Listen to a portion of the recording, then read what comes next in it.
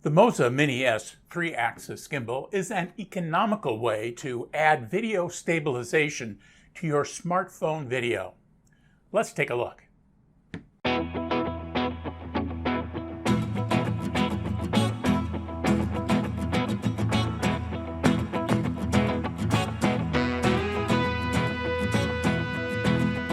The Moza Mini-S gimbal is one of several gimbals made by Goodson in China.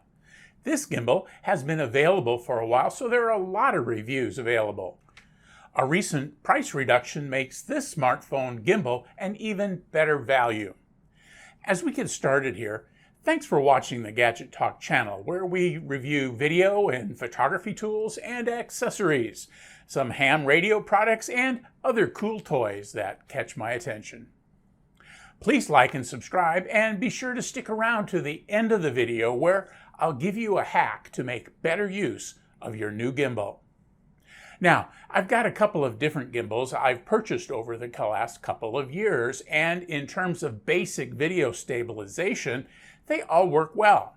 What newer gimbals in this size range bring to the market are firmware and app upgrades that allow some additional capabilities.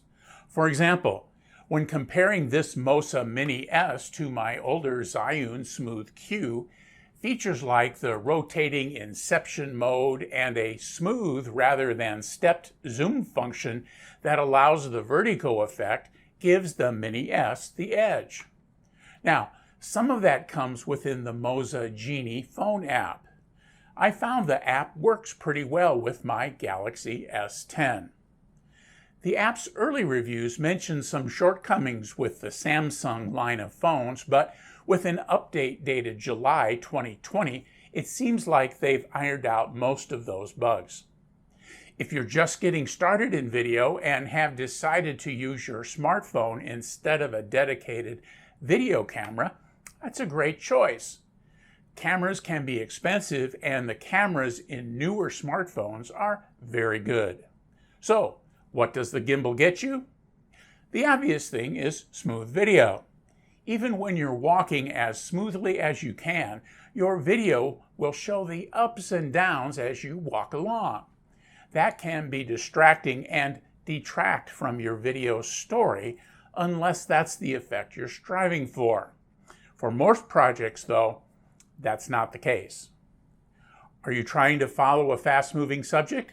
You'll never be able to cancel out all the bounces of a handheld camera while running. This is where the gimbal comes in. Your gimbal's various modes will help you stabilize your camera in some specific ways. Using pan modes, you'll be able to smooth out the pan, as the gimbal will be slow to react to your initial movement and likewise be slow to come to a stop at the end of the pan. The result will be a noticeably smoother shot. In lock modes, your gimbal will help you stay focused on a subject as you move around. By staying pointed at the same place, anything in that place will stay in the frame. The Mini-S adds value in being a compact gimbal. Its folding arm allows the gimbal to assume a very compact size for easy transport, even in a pocket. Gimbals made for smartphones also have the additional advantage of having apps used on the phone and Bluetooth connections to the gimbal to control your phone's camera setting using gimbal-mounted controls, and vice versa. You can start and stop recording and use zoom controls on the gimbal to control your shot. You can also shoot time-lapse or motion time-lapse shots with the phone, both taking the photos as well as directing the gimbal's movements. Apps like the Genie app can also control your camera's resolution and frame rates, as well as things like white balance, scenes and filters, and object tracking.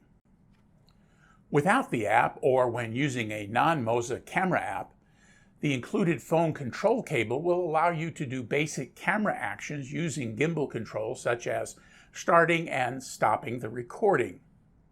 Let's take a quick look at the Moza Mini-S as it comes out of the box. First, the box is pretty good, and I'm thinking it's going to be a great place to protect the gimbal when it's not being used or it's not out with me. This side's got a little ribbon pull to pull it out, so let's get it out of the box and see what we've got inside. First, you can see that everything fits nice and snug in cutouts in the foam in the box, which is going to make this a very nice storage device. First, some of the paperwork.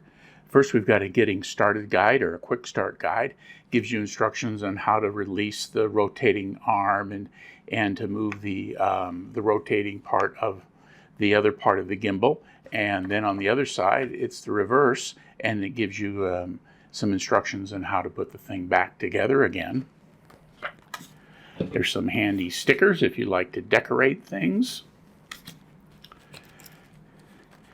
There's the ever popular micro cloth included in most photography accessories these days. There's one in this as well. Here's kind of a warranty card, and they're giving you some information about where you can find them online and offering you to get some gifts if you do a review of your purchase on Amazon and then let them know about it. And then the owner's manual, and you see it's a pretty thick owner's manual, but don't let that deceive you. There's really only about 5 or 6 pages of instructions, but there's in 7 languages, so there's a lot of paper, but not much beyond the basics in terms of any one language. Next in the box is a storage bag. And you can see this is not very big, and so when the gimbal is all folded up, you can get it into, a fairly small bag and give the surface of your gimbal some protection from scratching around inside your kit bag. And then there are 2 additional cables. This is a fairly short USB-C cable for charging the gimbal. It's got a USB-A on this end, and so that you have for the charge. And then this cable, you notice, has got a TRRS plug on one end and a micro USB on the other. And that is for controlling your camera from the gimbal using the gimbal commands. So if you like to use a third-party camera app, you can still control the basic aspects of that app, such as starting and stopping video, tripping the shutter, and doing some of the other controls that you can control from the gimbal by plugging this into the gimbal and then plugging this in to the appropriate plug on your telephone. The next piece of kit in the box is this small screw-on tripod. That'll just go into the bottom of the gimbal. And so that way, if you're using a time-lapse or a moving time-lapse type program in the app, you can screw this to the bottom of the gimbal and be pretty sure that the gimbal will stay secure. And now for the gimbal itself, you can see the release latch is up here, and so you're just going to pull it back, release it, and then rotate. And then it locks back into place. And then here at this end also then we have a little keeper, and so we can just apply a little pressure to the gimbal and it'll come off that keeper, and you can mount your phone. So let's take a look at just quickly some of the controls right here. So first along here is a little LED bar that will show the degree of charge of the batteries, 1, 2, 3, or 4, corresponding to 25, 50, 75% charged. Over here is the on-off button, the little red power button.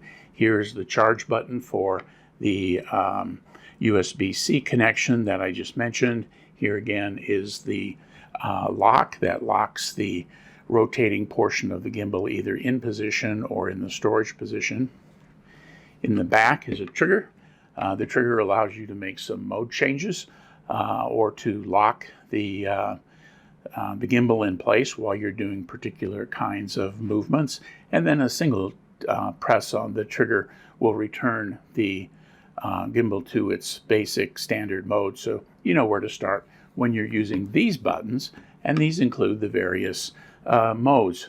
Now this doesn't rotate, it's really just kind of a rocker switch. And so in the middle is a button to trigger the shutter or to start the video. And then when you go to the top, you can press and it'll activate the menu in the smartphone app.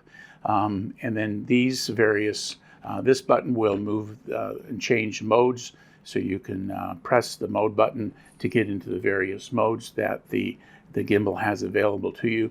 A triple press here on the bottom button will move it into the inception mode. That'll give you that nice rotating video effect. A double press puts it into sport mode.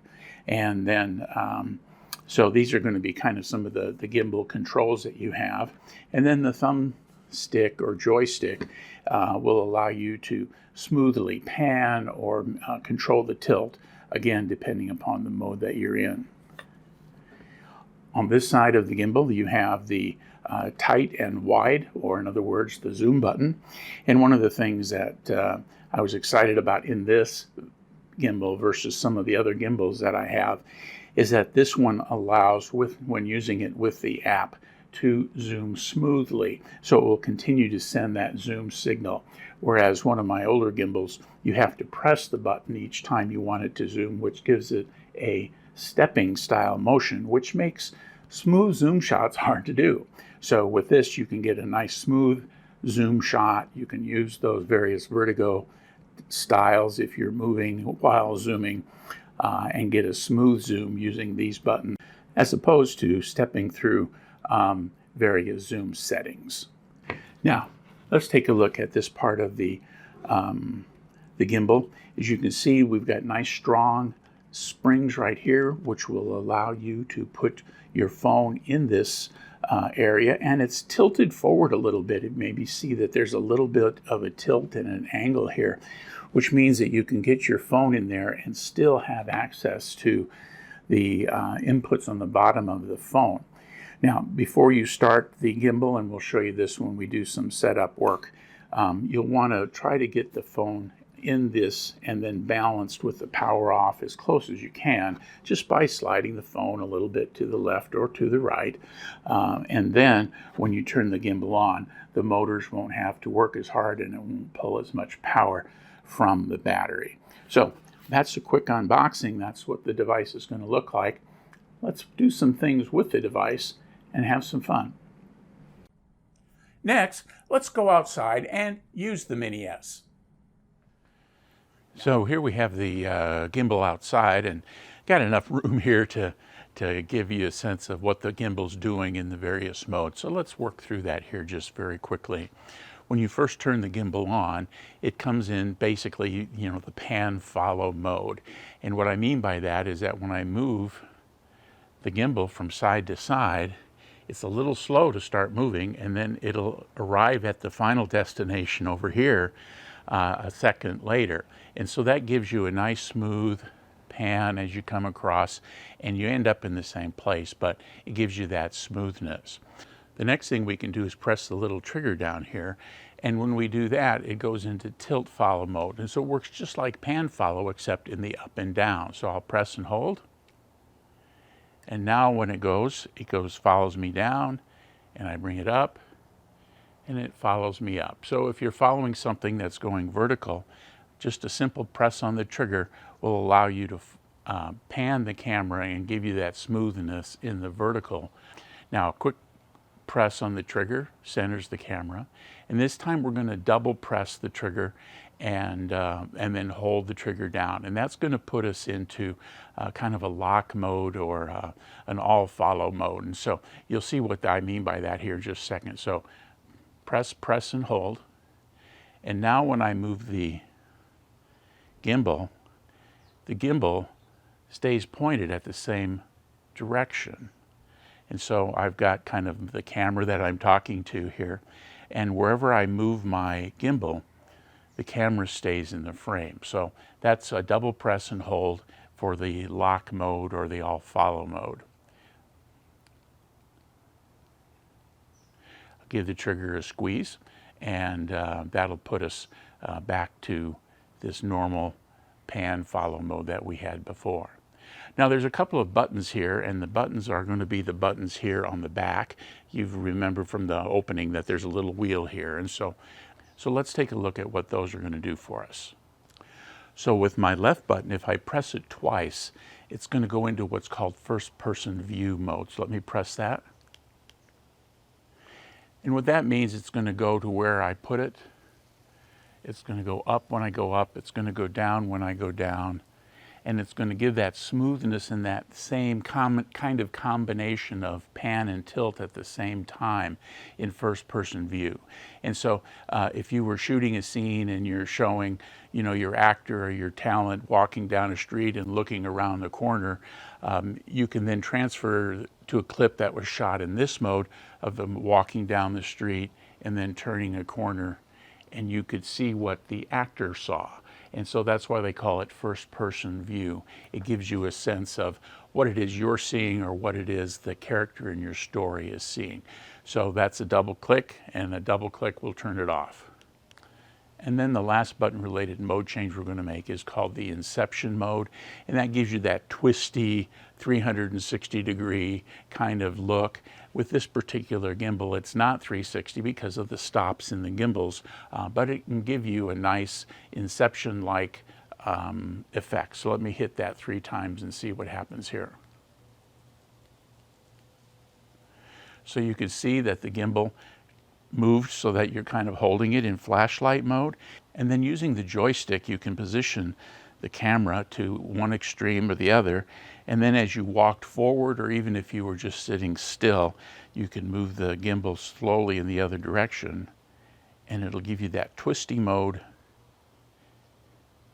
And if you, with some practice, you can kind of use your wrist to turn it a little bit, and you can get, you know, 270 to 290 degrees of turn here in this inception mode, and it'll go back either to the left or to the right. So that's the inception mode button. Triple click on the bottom. Another triple click puts it back in the normal pan follow mode. So those are the modes we have here for the Moza Mini-S. Okay, I'm out here fairly early in the morning and just get some shots from the various modes that I showed out on the patio. I'm out in an open area with, unfortunately, landscapers all around me. So let's start with just the pan follow mode. So you can see as I move, it gives a nice smooth turn, and when I stop my hand moving with the gimbal will continue to rotate for just a little bit longer, smoothing out that pan. Now, the next thing I want to show you is the tilt follow mode, and to do that, I'm going to press the trigger on the front once and hold.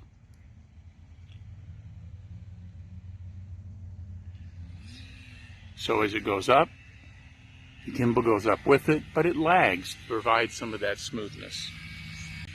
A double click on the trigger will recenter the gimbal, which is a handy way to get things back to normal. Now in this case I'm going to do the all lock mode, and that means that I'm going to double click the trigger and then hold it on that second click. And then when I move the gimbal, regardless of where I move it, the camera is going to stay pointed pretty much at the same area. So let's try that.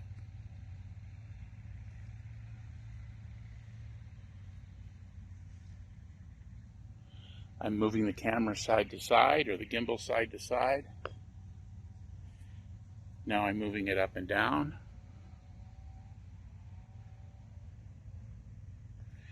Now I want you to point out, and I'm doing this on purpose, that right there you can see the gimbal housing a little bit.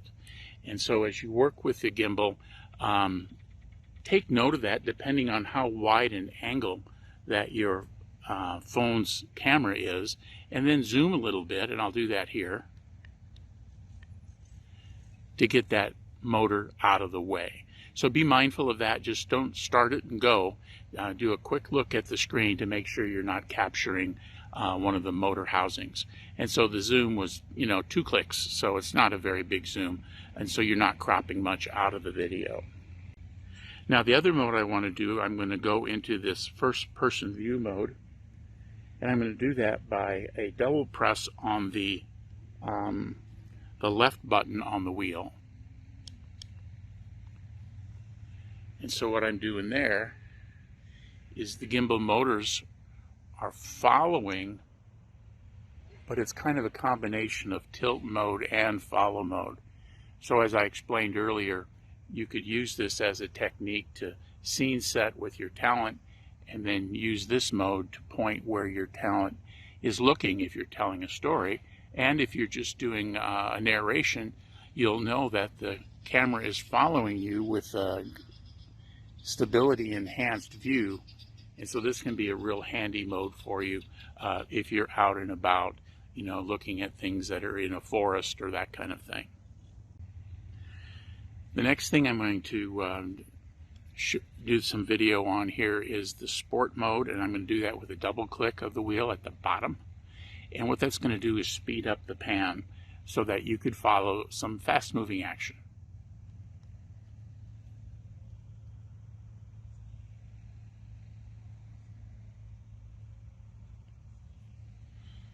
So you can see the camera still follows. It still lags a little bit, but it moves much quicker as if you were following, as I mentioned before, that baseball game or that tennis match.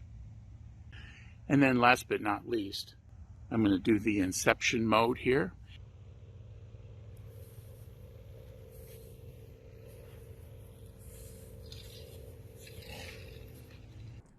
As I hope you've been able to see, the Moza Mini-S is a solid choice for a smartphone videographer. Seemingly little things like camera shake and audio quality can make a huge difference in how viewers react to your video. The Mini-S gimbal is an effective way to deal with the camera shake issue. As for the audio, here's the hack I mentioned at the beginning of this video. Since the Mini-S has a 1/4-20 socket on the bottom of the handle, an easy way to improve your video's audio is to use an external microphone. I'll link to these products in the description below the video. Here's a quick video clip to show you what I mean. Okay, so here is a depiction of the hack that I promised you in the intro to this video, and that is improving the sound of your video using an external microphone. In this case, you can see I have a little extension bar coming off the bottom handle. It's screwed into the 1/4-20 plug here on the bottom of the Moza Mini-S. This one happens to be a Pixel M80. It's about $35 to $40 on Amazon. I've got Comica brands that look like this and a couple of other ones because I use them quite a bit. And so these little mini shotguns allow you to direct the sound toward where you're shooting, and it'll kind of cancel some of the sound coming from the sides of the scene that you're in. Now there's a pretty good lobe in the pickup pattern of these microphones right behind the microphone, and so if you were narrating what you were seeing or talking to the camera as you were working through, or if you were to flip the Mini-S into a selfie mode or flip the camera around and shoot from the camera that's on the screen side of your smartphone, you could get really good audio for this. Now there's one thing I need to point out to you. The motors on these small gimbals aren't that strong. That's why you want to try to balance the phone on them. And so the cable that came with this M80 microphone was really too short to plug in. It would do it, but it provided enough pressure to be translated by the motors as weight. And so I've got a about a meter long TRS to RRS smartphone style cable to go into that smartphone, and so you can see how it is connected here. And so you may have to get a separate cable so that there's some flexibility, that you're not putting a lot of weight on the gimbal, but this is a great way to improve the quality of the audio that you're recording on your phone when you're using your gimbal. At just under $70, the Moza Mini-S is a super value. Its small size and a full-featured smartphone app make this a very compelling 3-axis gimbal package. Again, please like and subscribe and click the bell icon to be notified when I post new videos. Thanks for watching.